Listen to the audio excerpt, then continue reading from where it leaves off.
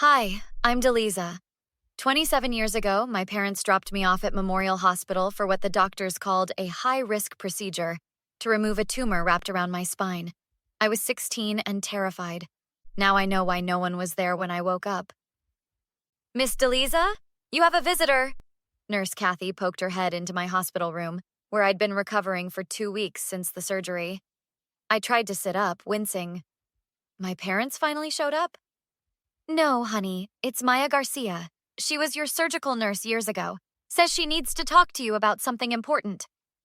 A woman in her 50s with silver-streaked black hair stepped hesitantly into my room. You probably don't remember me, but I assisted during your surgery when you were 16. I was pretty out of it, I admitted, studying her face. But your voice sounds familiar. Maya twisted her hands together. I've been debating whether to tell you this for 11 years. I'm retiring next month, and I can't take this secret with me. What secret? I felt a chill despite the room's warmth. The day of your surgery, your parents dropped you off at reception.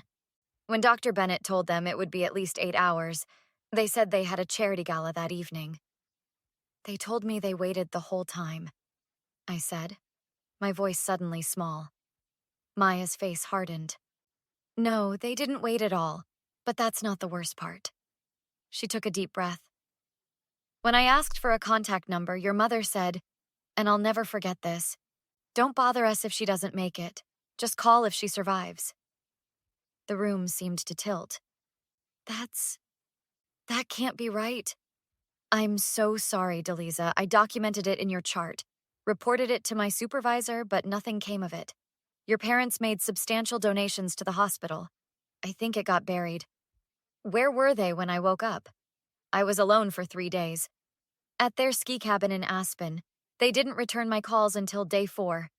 I gripped the sheets. Why tell me this now? Because I saw your parents on TV last week accepting that Parents of the Year award from the Children's Foundation. Your mother talked about supporting you through cancer as a teenager. It made me sick.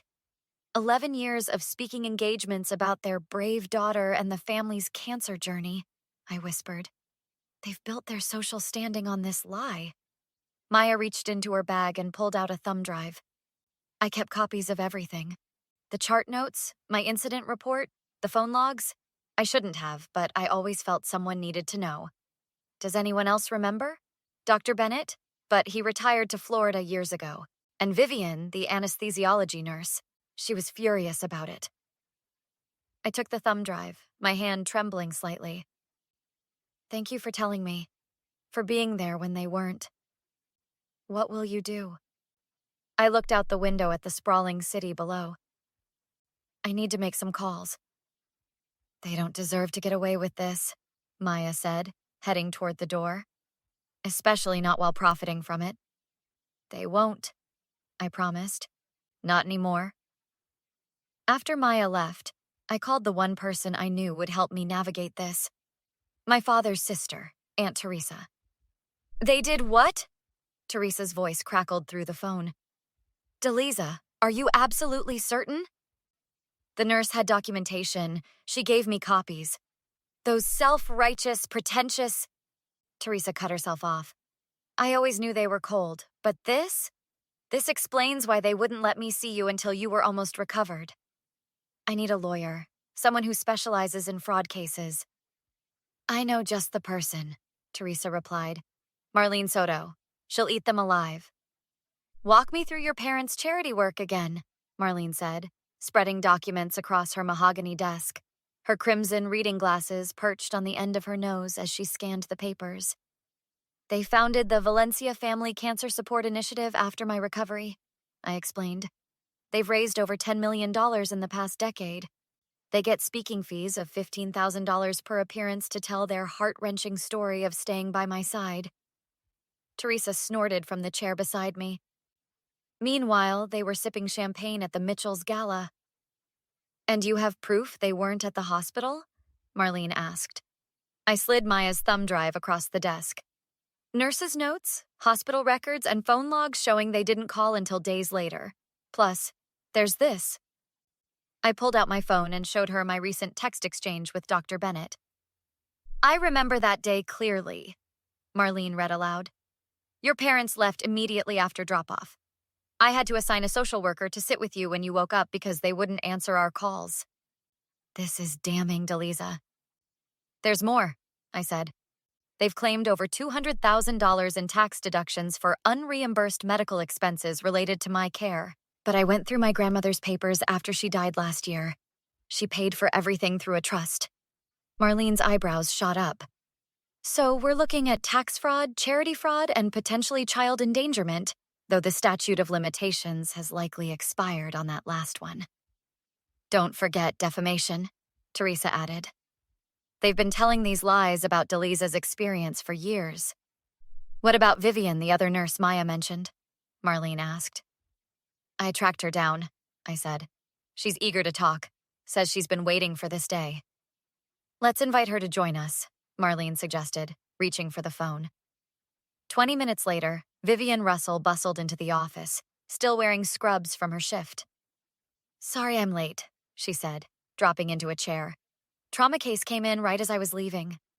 Thank you for coming, I said. Maya mentioned you were there that day. Oh, I was there all right. Vivian's eyes flashed. Your father looked at his watch while you were being prepped. Your mother was on the phone arguing with a caterer. When Dr. Bennett explained the risks, she just said, We really need to go. We have people expecting us. Did you document any of this? Marlene asked. Every word. Vivian pulled a leather-bound journal from her bag. I've kept detailed notes on every case for 30 years. This one particularly disturbed me. Why didn't you report it? Teresa demanded. I did, Vivian said firmly. So did Maya and Dr. Bennett. The hospital administration buried it after your parents donated a new wing the following year. Money talks, Marlene muttered, making notes. What's our next step? I asked. We gather more evidence, build an airtight case, Marlene replied. Then we approach the IRS, the Attorney General's office, and the Charity Oversight Board simultaneously. What about my parents? I asked. When do they find out? Marlene's smile was thin and sharp. When it's too late for them to cover their tracks. They're speaking at the National Cancer Survivors Gala next month, Teresa said. It's their biggest platform of the year. Perfect timing, Marlene said. Let's make sure the truth comes out before they can tell any more lies. The ballroom of the Grand Monarch Hotel glittered with chandeliers and camera flashes. My parents stood at the podium, my mother's diamond earrings catching the light as she dabbed at invisible tears. Those nights by Delisa's hospital bed taught us the meaning of resilience, she was saying, her voice catching for effect.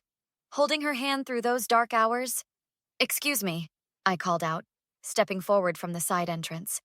The microphone in my hand broadcast my voice across the suddenly silent room. I'd like to fact-check that statement. The blood drained from my father's face. My mother's smile froze in place. Delisa! She exclaimed with forced brightness. What a surprise! Everyone, our brave daughter has joined us. I walked steadily toward the stage, aware of the cameras following me, exactly as Marlene had planned. I have a question, I said, addressing the crowd rather than my parents. How many of you have donated to the Valencia Family Cancer Support Initiative based on my parents' story of staying by my side during my cancer treatment? Hundreds of hands went up throughout the audience. That's what I thought. I turned to face my parents directly. Would you like to tell them the truth? Or should I? My father stepped forward, attempting to guide me away from the microphone. Sweetheart, this isn't the place. It's exactly the place, I replied, stepping away from his reach. You've been telling these lies here for years. Delisa is confused, my mother said smoothly into her microphone. The trauma of cancer can affect memory. My memory is just fine, I interrupted. But since you mention it, I do have some help remembering what actually happened. On cue, Maya and Vivian stepped forward from the side of the room. These are the nurses who were actually there with me, I explained. Unlike you. My father lunged for my microphone, but I sidestepped him. Tell them what you told the surgical nurse when you dropped me off, I challenged, staring directly into my mother's eyes. I don't know what you're talking about, she hissed. her perfect veneer cracking. "Don't bother us if she doesn't make it. Just call if she survives," I quoted. "Those were your exact words before you left for a gala." Gasps rippled through the audience. My mother recovered quickly, forcing a laugh. "This is ridiculous! We never left your side." "Then how do you explain the hospital records?" I asked as Marlene stepped forward, distributing packets to reporters in the front row. "Or the statements from the medical team? Or the society page photos showing you at the Mitchell's gala the night of my surgery?" My father grabbed my arm roughly. "That's enough," he snarled, his public persona evaporating. "Sir, I wouldn't do that," called a voice from the crowd. Detective Santiago stepped forward, badge in hand.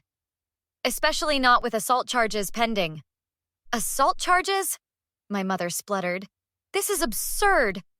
"No, what's absurd is building a charitable empire on abandoned child," I said clearly. "What's absurd is claiming tax deductions for medical expenses my grandmother's trust paid for. What's absurd is accepting Parents of the Year when you told medical staff not to bother you if I died." The crowd had erupted into chaos, reporters shouting questions, cameras flashing. "You ungrateful little—" My mother stepped toward me, hand raised, but Detective Santiago moved between us. "Mrs. Valencia, please step back," she warned. "You're already in enough trouble." "You have no idea who you're dealing with," my father threatened, pulling out his phone. "I'm calling our attorney." "Go ahead," Marlene said, stepping forward. "But you should know that the Attorney General, the IRS, and the Charity Oversight Committee have all received our evidence packets this morning." My mother's face contorted with rage. "After everything we've done for you—" "You did nothing for me," I said quietly. "That's the point." "The jury will render its verdict when court resumes tomorrow morning," Teresa said, sliding into the booth across from me at the diner. "How are you holding up?" I stirred my coffee absently. "Better than I expected. Testifying was actually liberating." "You were magnificent," Marlene said, joining us. "When you described waking up alone after surgery, I saw 3 jurors wipe away tears." "Did you see my parents' faces?" I asked.